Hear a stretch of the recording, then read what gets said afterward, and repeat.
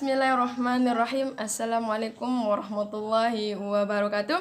Welcome to my vlog. This is time we wanna talk about basic concept of early education children. Tentunya tidak lupa dengan saya Siti Khaliza Amalia, NIM 20011001, Prodi Priaud 1A UIN Mataram. Baiklah, pada kesempatan kali ini kita akan membahas tentang pembelajaran dari konsep-konsep dasar pendidikan anak usia dini yang mencakup dari materi pertama sampai materi ke-7. Materi the first, that is pengertian anak usia dini. Yang kedua yaitu pengertian pendidikan anak usia dini. Yang ketiga yaitu karakteristik anak usia dini. Yang keempat, urgensi pendidikan anak usia dini. Yang kelima yaitu layanan pendidikan anak usia dini yang mencakup formal, non-formal, dan informal. Selanjutnya yaitu landasan penyelenggaraan pendidikan anak usia dini. Dan yang terakhir yaitu tokoh atau pakar pendidikan anak usia dini yang berasal dari dalam maupun luar negeri. Yang pertama yaitu pengertian anak usia dini. Ada yang mengatakan anak yang berumur 0-6 tahun. Ada juga yang mengatakan anak yang berumur 0-8 tahun. Sedangkan menurut undang-undang, anak yang sejak lahir sampai umur 6 tahun yang masih membutuhkan lingkungan yang baik, tentunya yang terutama yaitu dalam lingkungan keluarga. Yang kedua yaitu pengertian dari pendidikan anak usia dini, yaitu menurut undang-undang, ini adalah jenjang pendidikan yang dimulai sejak lahir sampai umur 6 tahun, yang diselenggarakan untuk membantu tumbuh kembangnya anak dalam menyiapkan dirinya untuk melanjutkan ke jenjang yang lebih lanjut. Selanjutnya yaitu karakteristik anak usia dini. Yang pertama, anak usia dini itu aktif dan energik. Yang kedua, memiliki daya konsentrasi yang pendek. Yang ketiga yaitu memiliki rasa ingin tahu yang besar. Yang keempat, masa belajar yang paling efektif. Yang kelima, egosentris, yaitu anak cenderung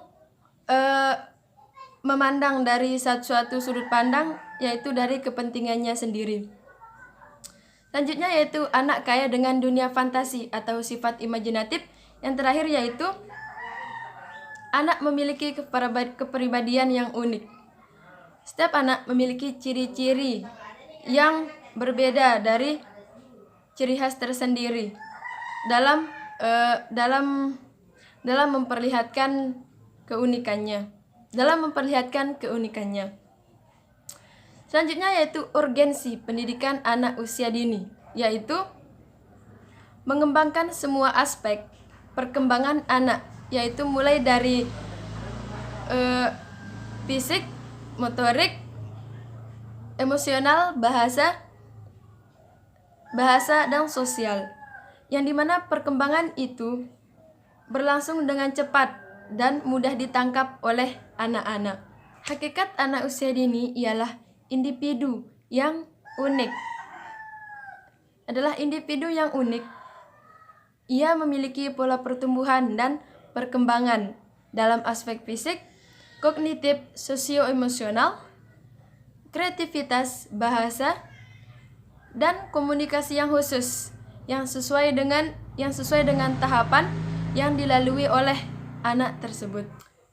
Materi selanjutnya yaitu landasan penyelenggaraan dalam pendidikan anak usia dini. Yang pertama yaitu landasan yuridis, yaitu pertimbangan atau alasan yang menggambarkan bahwa peraturan yang dibentuk untuk mengatasi permasalahan hukum atau mengisi kekosongan dengan mempertimbangkan aturan yang telah ada, yang akan diubah atau yang akan dicabut guna menjamin kepastian hukum dan rasa keadilan masyarakat. Selanjutnya yaitu landasan filosofis, yaitu mempertimbangkan atau alasan yang menggambarkan bahwa peraturan yang dibentuk itu mempertimbangkan pandangan hidup, kesadaran dan cita hukum yang meliputi suasana kebatinan serta falsafah bangsa Indonesia yang bersumber dari Pancasila dan pembukaan Undang-Undang Dasar Negara Republik Indonesia 1945. Selanjutnya yaitu landasan sosiologis, yaitu pertimbangan atau alasan yang menggambarkan bahwa peraturan yang dibentuk untuk memenuhi kebutuhan masyarakat dalam aspek yaitu landasan sosiologi sesungguhnya menyangkut fakta empiris mengenai perkembangan masalah dan kebutuhan masyarakat dan negara. Materi selanjutnya yaitu pakar atau tokoh yang berasal dari dalam maupun luar negeri. Yang pertama yaitu Johann Heinrich Pestalozzi. Ya, inilah sedikit biografi tentang beliau. Silahkan dilihat. Selanjutnya yaitu implementasi dalam pendidikan. Beliau memberi pembelajaran pada anak harus dilakukan secara terus-menerus atau berkesinambungan. Selanjutnya yaitu belajar sambil bermain dan belajar dengan cara pemberian contoh. Selanjutnya yaitu melakukan pengenalan dan pengalaman prinsip norma agama. Selanjutnya yaitu sistem Amon. Selanjutnya yaitu tokoh Lev Vygotsky. Selanjutnya yaitu pandangan dari Vygotsky yaitu anak melakukan proses pembangunan, membangun berbagai pengetahuannya tidak dapat dipisahkan dari konteks sosial di mana anak tersebut berada. Selanjutnya yaitu pengetahuan dibangun oleh anak berdasarkan kemampuannya dalam memahami perbedaan berdasarkan persamaan budaya yang tampak. Dan implementasi model pembelajaran dari Vygotsky yaitu menyusun balok, selanjutnya menyampaikan cerita, selanjutnya bermain dramatik, dan terus-terusnya yaitu penulisan jurnal. Selanjutnya yaitu tokoh yang ketiga, Sarah Smilansky. Ini adalah sedikit pandangan dari Smilansky yaitu setiap anak harus mengalami pengalaman main yang banyak. Yang kedua yaitu anak usia dini belajar melalui panca inderanya dan melalui hubungan fisik dengan lingkungan. Selanjutnya itu kebutuhan sensoromotor akan didukung ketika disediakannya kesempatan untuk berhubungan luas atau di dalam ruangan. Tahap bermain pada pendidikan anak usia dini menurut Sarah Smilansky yaitu bermain fungsional, yang selanjutnya bermain membangun, selanjutnya yaitu bermain pura-pura, selanjutnya yaitu bermain dengan peraturan atau game with rules. Selanjutnya yaitu tokoh yang bernama Friedrich Wilhelm Froebel. Pandangan Froebel di sini prinsip didaktik. Yang pertama yaitu kegiatan individual anak, yang kedua yaitu kebebasan yang tidak dibatasi dinding masif, yang ketiga yaitu pengamatan terhadap alam sekitar melalui eksplorasi dan keingintahuannya. Selanjutnya yaitu situasi pembelajaran PAUD. Harus mencerminkan unsur 3F yaitu Friedge, dedis perdamaian, selanjutnya Friede, dedis kegembiraan, yang terakhir yaitu Freiheit, yaitu kemerdekaan.